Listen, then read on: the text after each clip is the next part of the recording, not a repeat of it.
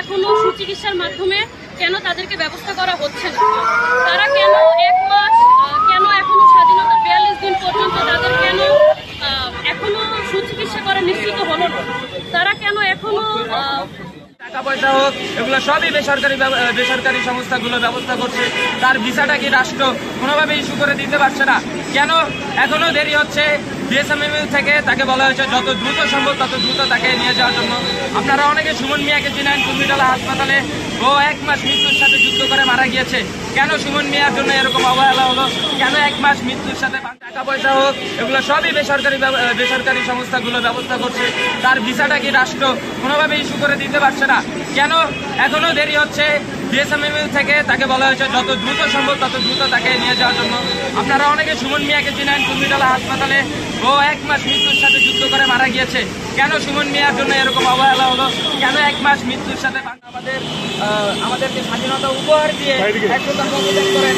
আজ পর্যন্ত এই আমাদের আন্দোলনে যারা আহত ভাই বোন আছেন, যারা আমাদের জন্য আত্মত্যাগ স্বীকার করেছেন, যাদের রক্তের উপর দিয়ে বেঁচে এসে আজকে আমরা স্বাধীনতা সুনিশ্চিত স্বাদ গ্রহণ করছি, তাদের চিকিৎসায় কেন আজ পর্যন্ত এইভাবে অবহেলা চলছে?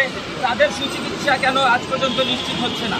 যারা আজকে হসপিটালের বিছানায় মৃত্যু যন্ত্রণায় যুগে যুগে কাতরাচ্ছে, তাদের সুচিকিৎসা কেন নিশ্চিত হচ্ছে না?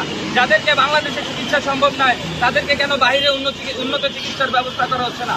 যাদের চিকিৎসা সরকারি হসপিটালগুলোতে 1-to-1 মনিটরিংয়ে রেখে সম্ভব নয়, তাদেরকে কেন বেসরকারি হাসপাতালে ইন্ডিভিজুয়াল সেলে 1-to-1 মনিটরিংয়ে রেখে তাদের চিকিৎসা সুনিশ্চিত করা হচ্ছে না? আজকে বৈষম্য বিরোধী ছাত্র আন্দোলনে আহত এরকম হাজারো শিক্ষার্থী, হাজারো ভাই বোন, হাজারো আমাদের মা বাবারা আজকে বিভিন্ন হাসপাতালে ভর্তি। তাদের অভিযোগ করার মতো কেন একটি ইন্ডিভিজুয়াল সেল করা হচ্ছে না?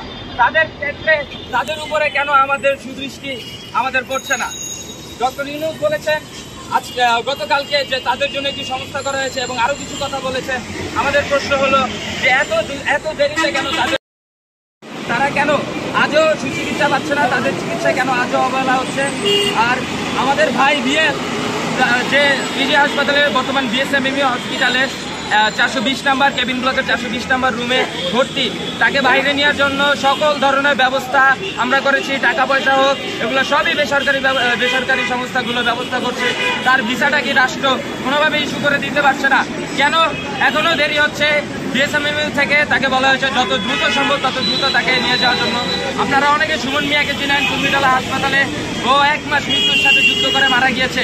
কেন সুমন মিয়ার জন্য এরকম অবহেলা হলো? কেন 1 মাস মৃত্যুর সাথে বাঞ্জালরে ও মারা গেল? আমাদের যারা আন্দোলনে বৈষম্য বিরোধী ছাত্র আন্দোলনে আহত ভাই বোনেরা আছেন, মা বাবারা আছেন, মুরব্বীগণরা আছেন, তাদের সুচিকিৎসায় কেন সময় দেওয়া হচ্ছে না? একমাত্র উদ্দেশ্য হচ্ছে বৈষম্য বিরোধী ছাত্র আন্দোলনে যেসব ছাত্র এবং ছাত্রীরা আহত হয়েছে এবং হাসপাতালে আছে এখনো শয্যাশায়ী, তাদেরকে কেন এখনো সুচিকিৎসার মাধ্যমে কেন তাদেরকে ব্যবস্থা করা হচ্ছে না? তারা কেন 1 মাস কেন এখনো স্বাধীনতা 42 দিন পর্যন্ত তাদের কেন এখনো সুচিকিৎসা করা নিশ্চিত হলো না? তারা কেন এখনো চিকিৎসার কারণে কেন তারা মারা যাচ্ছে? এটাই হচ্ছে আমাদের আন্দোলনের একমাত্র উদ্দেশ্য। তাদেরকে সুচিকিৎসা দেওয়া হোক। অন্তর্বর্তীকালীন সরকারের আমরা দৃষ্টি আকর্ষণ করছি তাদের প্রত্যেকটি এলাকায় টিম গঠন করার জন্য, যাতে যেসব এলাকার বিভিন্ন হাসপাতালে এরকম আহত শিক্ষার্থীরা রয়েছে তাদেরকে যেন খুব তাড়াতাড়ি সুচিকিৎসা